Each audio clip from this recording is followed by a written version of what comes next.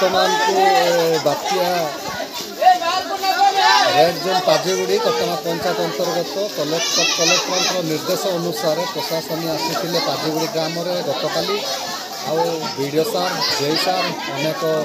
प्रशासन पहुँची से ग्राम समावेत कर स्कूल रे समस्त रहा अनुरोध कर कुआड़े बाहर को न जावाई 3 दिन पर्यंत रांधि समस्त रंधा खाद्य आम सहयोग करूँ जोगेबू आपण मैंने निज घर को न जाई स्कूल कथा अंगनवाड़ी कथा घर रही 3 दिन कई कुआड़े बाहरतु ना खाना पानार जोगाड़ आम सब रिक्स नेबू बोली कहते साथे साथे ये घाटी रास्ता पहाड़ को अति सुंदर भाव काम कार्य करने निमंते प्रतिश्रुति देते तेणु आम ग्रामवासी 2 दिन आज 2 दिन है आम समस्त परिवार समस्त भाई भौणी बापा माँ छोट पिला कुनी पिला तथा अंगनवाड़ी आशा दीदी स्कूल शिक्षक से उपस्थिति में ग्राम सेवक जीआर समस्ते रांधिकी आम को रांधार सहयोग करते समस्ते गाँव बासिंदा आम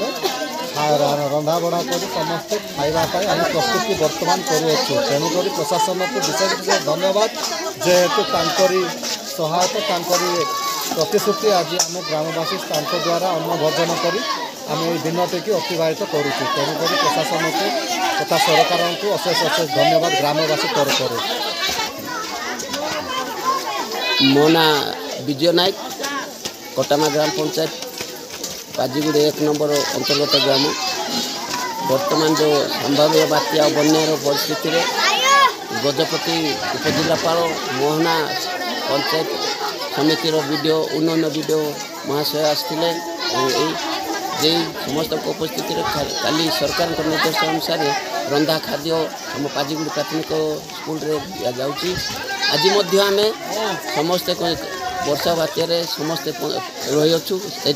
पंचायत नूतन पंचायत पाजीगुड़ी विषय आलोचना करें ग्राम हिसाब से वार्ड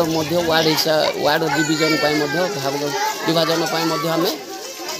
जिला उपजिलापाल को आम पत्र माध्यम दरखास्त नवेदन कर पाजीगुड़ी जो रास्ता अच्छे भूस्खलन हो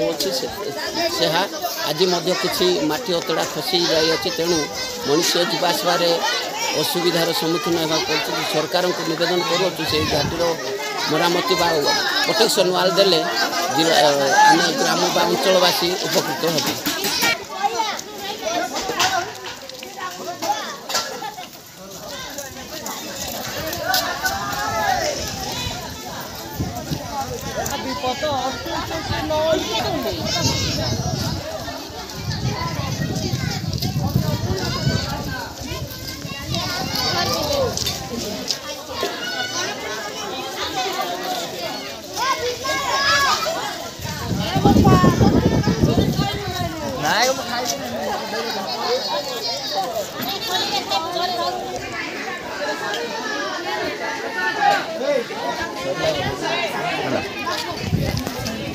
गत दिन कलेक्टर सार वीडियो सार आसी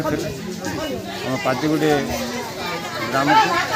प्रत्येक बापा माँ भाई भौणी झील को जमा होती सब कलेक्टर सार सूचना देते 3 दिन स्कूल अंगनवाड़ी पठर ठारे रही एवं